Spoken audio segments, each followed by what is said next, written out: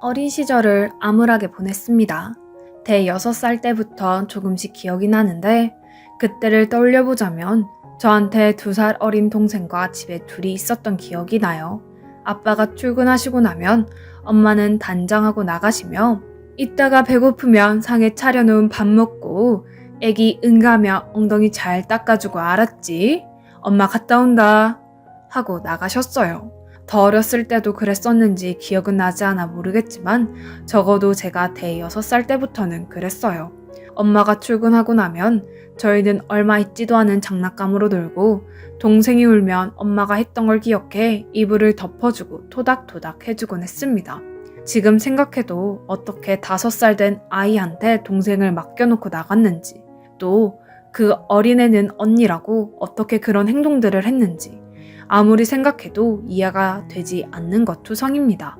동생도 저랑 둘이 있는 게 당연했는지 출근하는 엄마를 보고 울거나 보태지 않았던 기억이 납니다.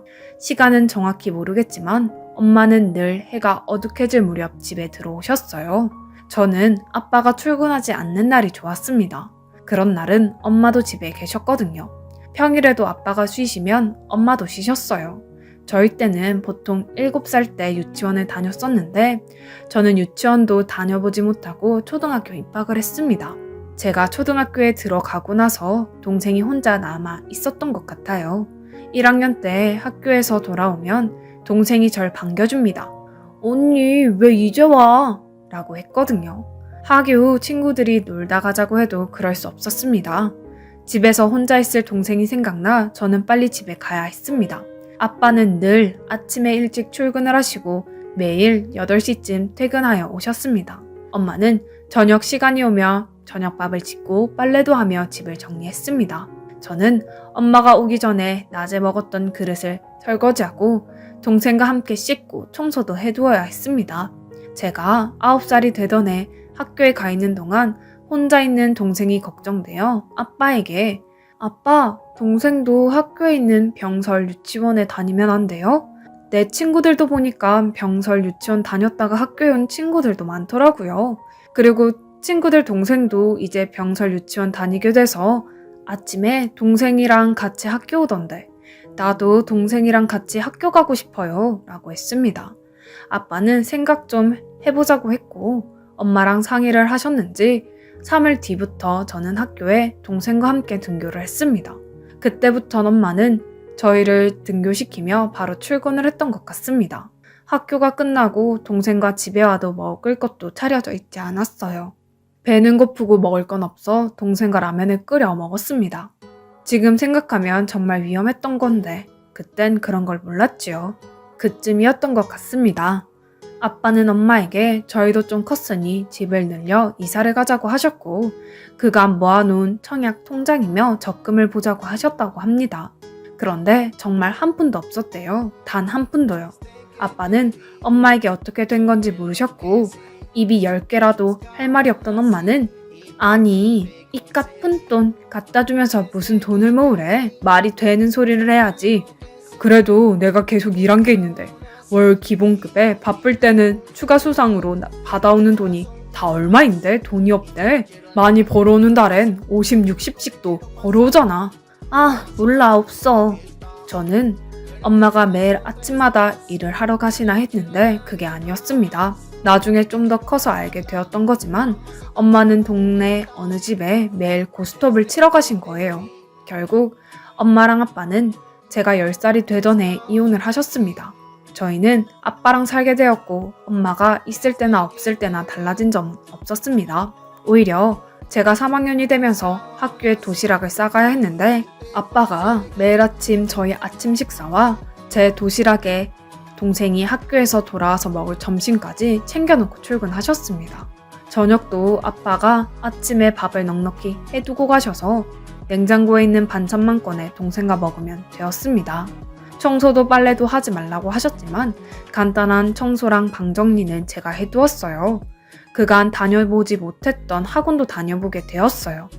아빠가 피아노 학원도 보내주셔서 피아노도 그때 배우게 되었습니다. 저희는 엄마가 보고 싶거나 그렇지 않았어요.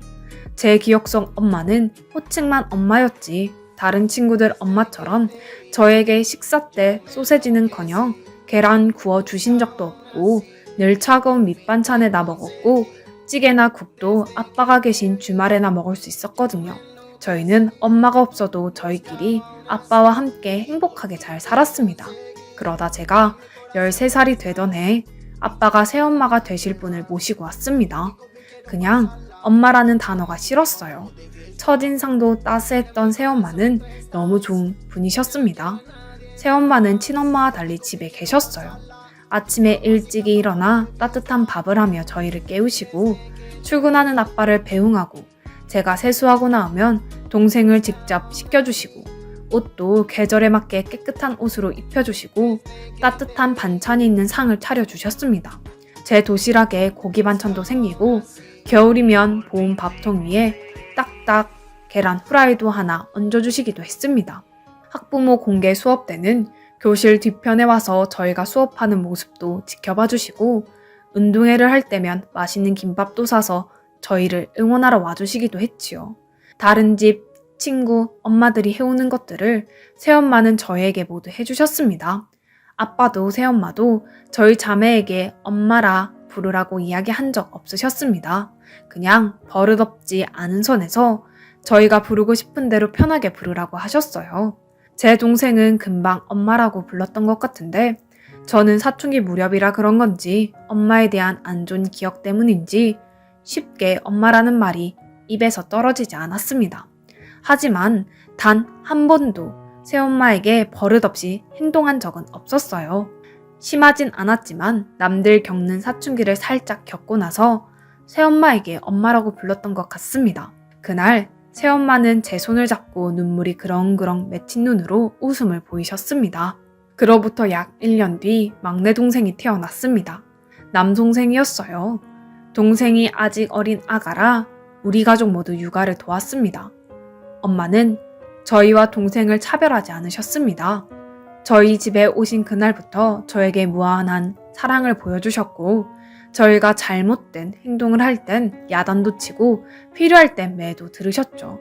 지금 와서 생각하면 그러셨기에 새엄마에게 더 마음을 열 수 있었지 싶습니다. 엄마는 저희를 잘 키우기 위해 정말 열심히 쉬었습니다. 원래 저희는 방 2개짜리 집에서 살았는데 동생이 태어나고 저희가 점점 자라자 어느 날 방 3개에 화장실 2개인 아파트로 이사를 갔습니다. 그때가 제가 고3 때였어요. 이사를 한 첫날 늦은 시간 방에서 공부를 하던 저는 저희가 이사를 하게 된 이유를 알게 되었습니다. 아니, 어떻게 이사를 이렇게 갑자기 하게 된 거야?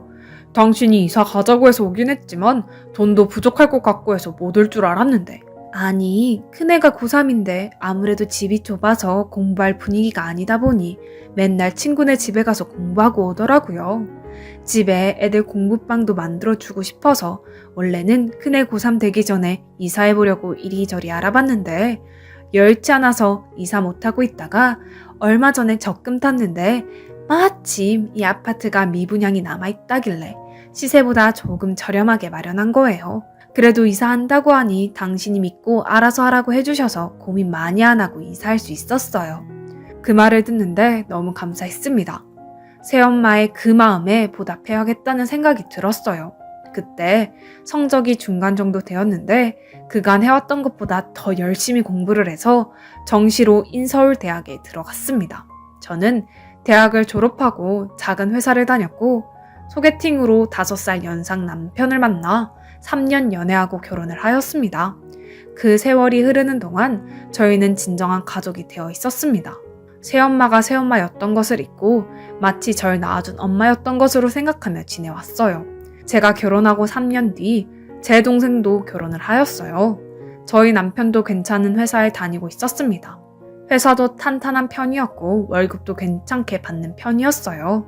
저는 제가 어렸을 적 엄마의 부재를 느꼈던지라 남편에게 이야기해 집에서 살림만 하며 아이들을 케어했습니다. 그렇게 평화로운 나날이 계속되던 어느 날 남편이 회사에서 명예퇴직을 권고받았습니다. 회사가 급격히 어려워지며 정리해고 당하는 거였죠. 하루아침에 저희는 수입이 없어졌습니다. 남편과 고민 끝에 퇴직금의 대출을 땡겨 편의점을 해보기로 했습니다. 여러 편의점 회사를 알아보다 어느 한 편의점을 선택했고 부푼 마음으로 개업했습니다. 동네에 나름 좋은 위치에 자리해 있던 저희 편의점은 첫 달부터 수입이 괜찮은 편이었습니다. 저나 제 남편은 밤에 근무를 하며 편의점을 24시간으로 돌렸어요. 힘들었지만 그래도 내 사업을 한다는 마음이 재미도 있었습니다. 편의점을 운영하다 보니 별의별 사람들이 다 있더군요. 시장처럼 돈을 깎아달라는 사람, 1+1 제품이 아닌 물품을 가지고 와서 1+1 해달라는 사람, 그런데 밤에는 더 별별 사람들이 오는 것 같더군요. 술 취한 사람, 험악한 사람, 어딘가 이상해 보이는 사람들이요. 그러다 보니 남편은 너무 힘들어했고요. 한 번씩 시간대를 바꿔보자고 해도 한사코 남편이 밤 근무를 했습니다. 그러던 어느 날 편의점을 차가 돌진해 남편이 크게 다치는 일이 생겼습니다. 제가 출근하기 전 편의점에서 있던 남편은 그날 손님이 오기 전 새벽 5시 무렵 편의점 주변을 쓸고 있는데 만취한 운전자가 몰던 차가 정지 신호에 정지를 한다는 게 악셀을 밟아 저희 편의점으로 돌진한 거고 하필 편의점 앞에 서 있던 저희 남편을 친 거죠. 남편은 전치 16주를 받았습니다. 정말 눈앞이 깜깜하더라고요. 남편을 간병하며 편의점 보수공사도 하고 정신이 없었습니다. 남편이 치료를 잘 받게 하기 위해서는 편의점을 하루빨리 다시 운영해야 했어요. 그런데 정작 24시간 운영할 수 없다 보니 어쩔 수 없이 아르바이트를 뽑아야 했습니다. 그런데 야간 알바는 쉽게 채용하기 어렵더군요. 그래서 주간 알바를 채용하고 야간 간병인도 썼습니다. 남편이 회복하는 기간 동안 아이들은 엄마가 와 계시며 봐주셨습니다. 사고를 누구보다 마음 아파하는 사람이 엄마셨어요. 엄마가 안 계셨다면 그 힘든 시기를 어떻게 겪어냈을까 생각만 해도 아찔합니다.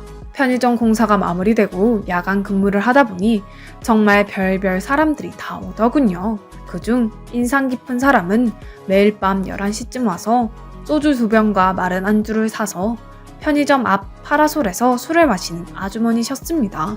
저희 엄마 또래 정도 되어 보였는데 정말 매일 그렇게 술을 드시더라고요.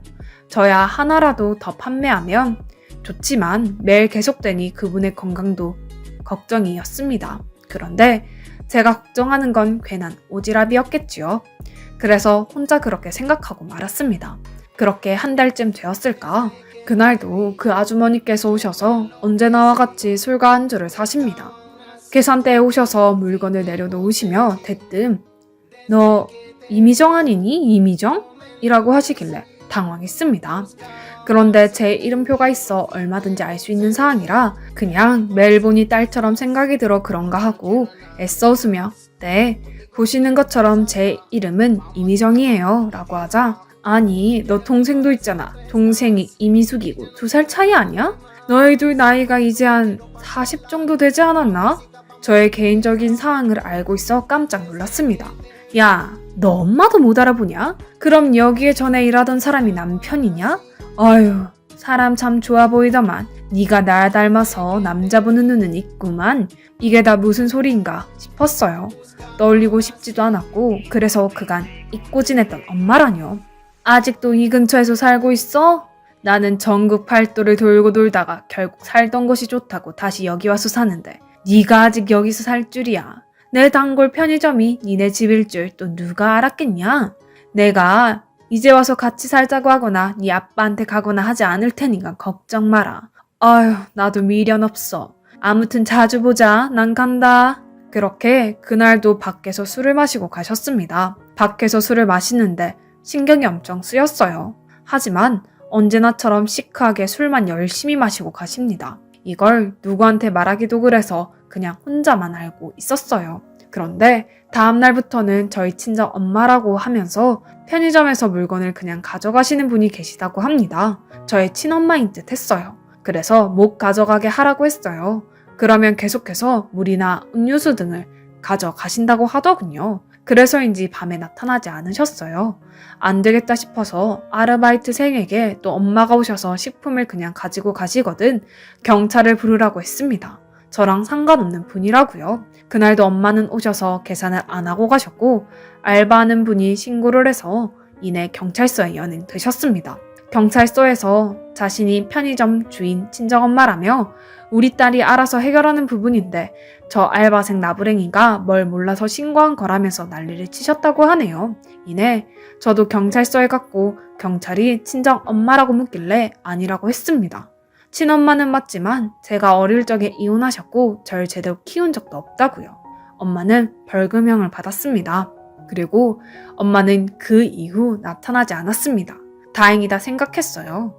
그런데 그 뒤로 2달 뒤 남편이 많이 회복되어 가던 즈음 다시 친엄마가 나타났습니다. 그리고 제게 고래고래 욕을 하더군요. 너 어떻게 엄마를 신고할 수가 있냐? 내가 좀 따지러 왔다. 엄마라뇨? 여기 엄마가 어딨어요? 어디 있긴 어딨어? 어? 여기 있지. 딱 봐도 넌 나 닮지 않았니? 아버지랑 이혼하시면서 저희 두고 가신 거면 엄마이기도 포기하신 거 아닌가요? 그런데 이제 와서 엄마라고 하는 이유를 모르겠네요. 저희 어려서부터 저희는 키우지도 않고 엄마라뇨. 갑자기 나타난 이유도 모르겠고 이제라도 만났다고 엄마 노릇을 하는 게 아니라 엄마랍시고 딸 편의점 장사 물건 함부로 가지고 간다는 게 어이가 없고 제가 전생에 무슨 죄를 지었나 싶네요. 이년아, 네가 신고한 바람에 노역하고 왔잖아. 엄마한테 무슨 말을 그렇게 매정하게 하냐? 노역을 하던 진역을 살던 그게 제가 알 바인가요? 벌금 낼 돈이 없어서 노역을 했다고. 내가 먹고 죽을 돈도 없어. 그러니까 니네 편의점에서 먹을 것 좀 가지고 가는 건데. 아, 그게 그렇게 아깝냐? 엄마 아니라고요. 내 엄마 아니라고요.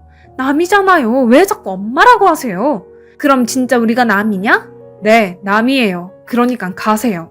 그렇게 친엄마는 돌아가셨습니다. 그날 남편에게 가보기 전 집에 들러 아이들과 엄마를 살폈습니다. 엄마는 제게 낮에 간호하고 밤이면 일을 하려니 너무 힘들지? 라고 물으셨고 괜찮아요. 낮에 그 사람 잘 때 저도 침대에서 눈 붙이거든요. 그래도 이게 아니지. 얼굴이 너무 까칠하다. 오늘 닌 거라도 한 대 맞아. 정말 괜찮아요. 혹시 뭐 다른 고민 있니? 아니요, 그런 거 아니에요. 그냥 이 생활이 길어지니 그런 것 같아요. 이제 곧 그이도 퇴근하니 괜찮아지겠죠. 솔직히 말해, 넌 늘 고민이나 걱정이 있어도 얘기 안 하잖아. 대신 그럴 땐 너한테 그런 표정이 있어. 엄마 속일 생각하지 말고 이야기해봐. 그간 있었던 일을 다 이야기했습니다. 친엄마가 나타난 일과 나타나서 한 행동에 대해서요. 그러자 그 온화한 엄마의 표정이 무섭게 변하더군요. 오늘부터 내가 밤에 가서 일할게. 나야말로 낮에 애들 학교 보내놓고 낮잠 자면 돼. 아니에요. 엄마 힘들어서 못하세요. 괜찮아. 넌 몰라. 엄만 할 수 없는 건 이야기도 안 꺼내. 내가 너희도 내 자식처럼 잘 키울 자신이 있었으니 너희 아빠랑 결혼한 거야. 그렇지 않았다면 너희 아빠랑 지금까지 계속 만나왔을지언정 결혼은 안 했을 거야. 그러니 내가 나갈 테니 넌 오늘 병원 갔다가 집에 와서 애들 챙겨. 안 그러면 집에 애들만 둘 거야. 내 말 명심해. 엄마, 생각보다 친어머니 성격이 세셔서 상처 받으실까 걱정이 되어서요. 나도 한 성격 하니까 걱정 마. 그날 그렇게 엄마는 편의점으로 저녁에 출근을 하셨습니다. 그런데 마음이 너무나 불안했고 아이들은 언제나처럼 한 9시쯤 잠에 들었고 친엄마는 매일 밤 11시에 편의점에 오셨기에 그쯤 편의점에 가봤습니다. 이미 친엄마는 편의점에 오셨고 저희 엄마랑 뭔가 언성을 높이며 이야기를 하고 계시더군요. 아니, 내가 여기 사장 엄마라고요. 그래서 이것 좀 가져간다는 건데 그쪽이 왜 그래요? 이 여자가 진짜 왜 이래? 알바면 눈치 좀 챙겨. 네가 여기서 잘리고 싶지 않으면 나한테 잘 보여야 한다. 나 잊지 마. 여기 사장님이 엄마시라고요? 그래, 내가 엄마라고. 이제 정신이 좀 들어? 아무래도 매일 밤 만나게 될 것 같은데 오늘 실수는 내가 넘어가 줄게. 진짜 염치라고 모르는 여자네. 엄마는 누가 엄마야? 내가 진짜 엄마인데. 아니, 이 여자가 약을 먹었나? 내 배 아파서 나왔다고. 내가 엄마라고. 잠깐만. 혹시 당신이 우리 딸 계모야? 아, 계모구나. 친엄마 나타났다고 하니 자리 빼앗길까봐 겁났었나 보네. 나 그 남자한테 미련도 없고 이제 애들 다 컸는데 내가 키울 일도 없으니까. 웃기시네. 누가 겁을 낸다는 거야? 배 아파 낳으면 다 엄마예요? 애들을 사랑으로 키우고 보살피는 것도 엄마가 해야 할 일들인데 애들한테 해준 게 뭐가 있어요? 인간 같지도 않은데 인간 대접 해주는 걸로도 고마운 줄 알아. 이게 말이면 다인 줄 아나? 왜? 치려고? 쳐봐. 난 내 자식들 일이라면 무서울 게 없어. 네가 치는 거 그거 맞으면 되지. 네가 나 쳐서 다시는 편의점에 발 안 들인다고 하면 내가 기꺼이 맞아주지. 너 그럴 수 있어? 야, 너 미쳤냐? 네가 뭘 안다고 떠들어? 너 돈 다 해먹고 애들이랑 남편 두고 도망간 거잖아. 그래서 이혼 당한 거잖아. 내가 너였다면 성인 된 자식 알아봤어도 아는 척도 못했을 거야. 자식들한테 미안해서 그냥 잘 커준 것만으로도 마음으로 감사해하고 지켜봤을 것 같은데 어쩜 이렇게 철면피인지. 생물하고 떠들면서 물건을 함부로 가져가? 그게 도둑년이지 뭐야? 그래서 이혼까지 당했으면 진짜 창피해서 못 나타난다. 야, 네가 내 인생을 알아? 알고 싶지도 않으니까 굳이 이야기할 필요 없어. 다른 거 다 필요 없고 우리 딸 앞에 나타나지 마. 편의점이 여기밖에 없어. 다른 편의점 좀 가. 다른 편의점은 돈 내야 하잖아. 여긴 내 딸 편의점이니 내 거나 다름없다고. 당신이 그러고도 엄마니? 엄마라면 딸이 어떻게 하면 더 잘 살게 될까 생각하게 되는데 어쩜 딸 등골이나 빼먹을 생각만 하고 그래? 지금 사위도 사고 나서 누워있는 판에 애가 얼마나 힘들게 살고 있는 줄 알아? 남편은 병원에 누워있지 편의점도 운영해야지. 하루를 48시간까지 쪼개서 사는 애라고. 아유, 걔 부지런한 건 지 아빠 닮았나 보네. 그게 할 소리야? 아무튼 됐고 보니까 여기 영수증 다 당신이 돈 안 내고 간 내역이던데 이거 지금 다 내고 가. 안 그러면 또 신고할 줄 알아. 아이고, 뭐 그거 벌금 내거나 일 조금 하고 나면 풀려날 거야. 마음대로 하슈. 나는 돈 없어. 사랑하는 딸내미 친엄마를 그렇게 꼭 신고를 해야 속이 시원하시오? 제가 그때 편의점 밖에서 112에 신고했습니다. 엄마에게 톡을 보내 계속해서 붙잡고 있으라고 했습니다. 이내 경찰이 도착했고 깜짝 놀란 친엄마는 언제 신고를 했냐며 저희 엄마에게 고래고래 소리를 지르더군요. 그래서 제가 내가 신고했는데요. 왜 우리 엄마한테 소리 지르세요? 뭐? 네가? 네가 인연한테 홀려서 친엄마도 신고하고 봐요. 세상 말세다 말세. 인연아, 넌 천륜도 몰라? 어떻게 엄마를 신고할 수 있어? 자꾸 엄마라고 하지 마세요. 친엄마는 이미 제 나이 10살 때 제 마음속에서 죽었어요. 제게 엄마는 이분 한 분이라고요. 친엄마를 두 번째로 신고한 그날 엄마께서 내 말을 혹시라도 속상하게 듣지 말고 한번 생각해보면 좋을 것 같아. 너희 사는 집 지금이랑 반대쪽으로 이사하고 편의점도 이동하면 어떨까? 내 보니깐 그 여자 나오면 또 나타나서 진상 부릴 사람 같은데 말이야. 네가 친엄마라 차마 그러지 못하겠다고 하면 내가 할 말은 없지만 난 너희 가족을 위해서는 그게 나을 것 같아. 엄마, 생각해 볼게요. 저도 당장에 그러고 싶지만 엄마가 이야기하신 동네는 지금 저희가 사는 곳보다 집값도 높고 건물 임대료도 좀 높은 편이라 쉽게 바로 결정할 수 있는 건 아닌 것 같아요. 그래, 현실적인 부분도 생각해야 하는 거니 내가 강요는 못하겠구나. 그런데 한번 긍정적으로 생각해보렴. 그 일이 있고 일주일 뒤 엄마는 제게 통장 하나를 보여주십니다. 엄마, 이게 뭐예요? 이거 내가 그간 꾸준히 적금 모아서 탄 거 모아둔 통장인데 난 나이도 들었고 지금 사는 집이 만족스러워서 이사갈 생각도 없거든. 너 이사가고 가게 새로웠는데 보탰어. 엄마, 괜찮아요. 지금까지 저희 자매 예쁘게 사랑 가득 주며 키워주신 것도 감사한데 이런 도움까지 받는 건 아닌 것 같아요. 엄마가 앞으로 살면서 네가 도와달라고 할 때 못 도와줄 수도 있어. 엄마도 앞으로 아빠랑 남은 세월 살면서 써야 할 돈은 남겨야 해서 이것밖에 못 줘. 엄마, 엄마. 얼른 받아. 너 이거 안 받으면 네가 날 친엄마보다 못하게 생각해서라고 생각할 거야. 엄마, 그런 거 아닌데요? 엄마랑 아빠랑 평생 벌어오신 돈인데 제가 받아도 될까 싶어서 그래요. 내가 줄만 하니까 주는 거야. 그렇게 엄마는 제게 1억 5천만 원을 주셨습니다. 당연히 아빠하고 상의가 다 되신 거고요. 저희는 다음날 바로 집과 편의점을 내놓고 이사할 곳의 집과 편의점 자리를 알아보았습니다. 친엄마는 CCTV 분석 결과 상습 절도로 구형되어 실형을 받았습니다. 제가 그 어렵고 힘들었던 시절 천사처럼 나타난 엄마는 제게 악몽 같았던 엄마에 대한 기억을 모두 지우고 엄마란 한없이 따뜻한 존재라는 것을 알려주셨는데 다시 한번 엄마는 절벽 끝에 서 있는 저를 향해 손 내밀어 주신 듯 했습니다. 모두에게 그렇겠지만 저는 엄마를 생각하면 정말 감사함밖에 떠오르지 않습니다. 지금 저희 이사도 잘했고 편의점도 유독 인구가 많은 곳에 문을 열게 되면서 돈도 제법 잘 벌고 있습니다.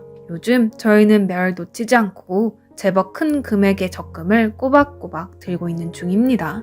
엄마가 평생 벌어놓은 돈을 저희를 위해 선뜻 내어주셨으니 막내 동생 장가갈 때 저희가 자금 마련하라고 돈을 턱하니 내어주고 싶어서요. 남편과도 이미 상의가 되었어요. 남편은 자신이 다쳐 누워있는 동안 이런 말도 안 되는 상황이 생겼다는 것에 놀랐고 저희 엄마가 나서서 모두 해결해 주셔서 너무 감사해 어찌할 바를 모르겠다고 했습니다. 이제 저희가 남은 세월 저희 부모님 편히 사실 수 있도록